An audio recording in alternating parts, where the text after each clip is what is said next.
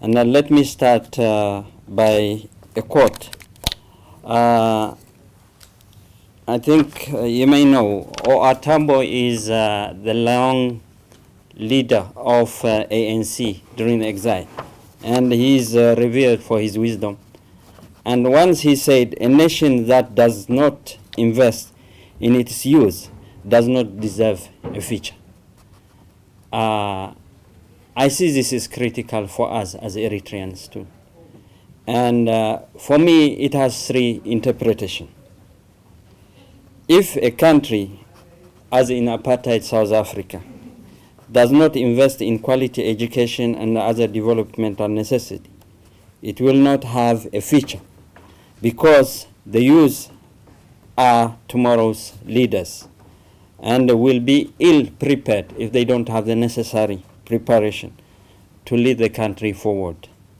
Secondly, if a country ruled by an oppressive regime that denies the youth of the country of freedom and opportunity to self-actualization, that regime will eventually crumple under the hand of a growing resistance by the youth.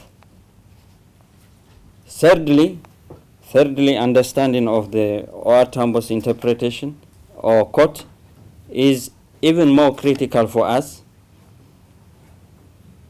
If a country or the regime oppresses and denies the youth of a better future, then that country or regime doesn't deserve a future. You know, if the youth in a country don't have the bright future, then that particular country doesn't deserve to exist. And that is where we are as Eritreans. So keeping this one in mind, how many minutes do? One, okay.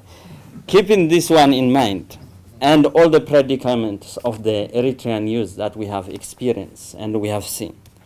And we need to understand also that Eritrean youth at current period have different needs, varied needs, depending on their experience.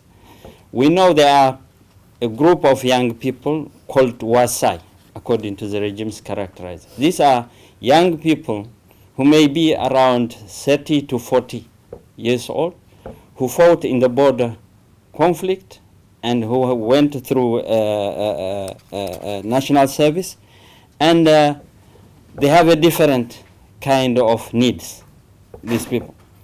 And the second are, in popular slang, they are called Nehmame.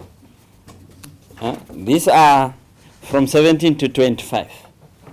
And ill prepared, they have not been, I think these are, you can call more or less a lost generation, because of they suffered under the regime and haven't have most of them proper education. And these are the people that we received recently in flood. The third characterization is, I think, the second generation diaspora, and to which Vanessa spoke about. And when we talk in terms of involving young people in political processes that we are launching, we need to understand these characteristics, these differences, and different needs and capacities. And I'm glad that now the popular movement is coming. It is led by young people. And as we know, every generation has its own generational responsibility. And that responsibility is carried out not because the older people or the older generation hand over, but it is grabbed by either negotiation or by power balance, isn't it? Yes. We know the generation that led the liberation movements didn't receive that responsibility from their elders. They grabbed it and took it forward. And this generation has also a responsibility, generational responsibility, to take up, not to beg or not to wait the older generation to give them the space that they require. Rather, they should grab it and take Eritrea forward. Thank you very much.